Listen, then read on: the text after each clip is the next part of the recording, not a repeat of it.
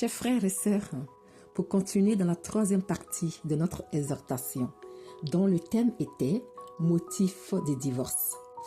Malheureusement, avec l'évolution Maintenant, nous voulons copier.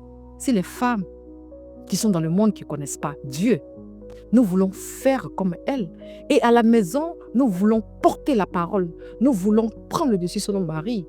Nous voulons dominer notre mari.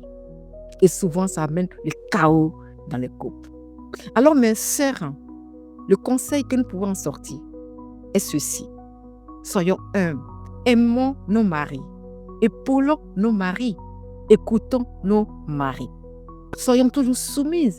Mais la soumission ne veut pas dire que de se laisser écraser. La soumission, c'est l'amour. Donner son amour à son mari. Et l'aider dans sa vie spirituelle. Parce que ma sœur, la prière que tu portes devant Dieu réjaillit sur la vie de ton mari. Est une protection pour tes enfants et pour ton mari. Donc, pour parler du divorce, pour chuter rapidement, le divorce dans le milieu chrétien existe quand il y a violence. Mais le pardon aussi est là pour assouplir tout cela. Soyons dans le pardon. Soyons dans l'attente et dans la compréhension. Et ne laissons pas la place à l'ennemi de venir troubler la quiétude de notre foyer. Alors pour cela, soyons soumises à nos maris et laissons la place qu'il faut à l'homme dans notre couple. La sœur nous a dit qu'elle préfère mourir dans ce foyer-là que de divorcer. Ma sœur, Dieu ne t'a pas appelé pour que tu sois battue. Dieu ne t'a pas appelé pour que tu meures. Dieu t'a appelé pour que tu vives et que tu puisses le louer en communion avec ton mari.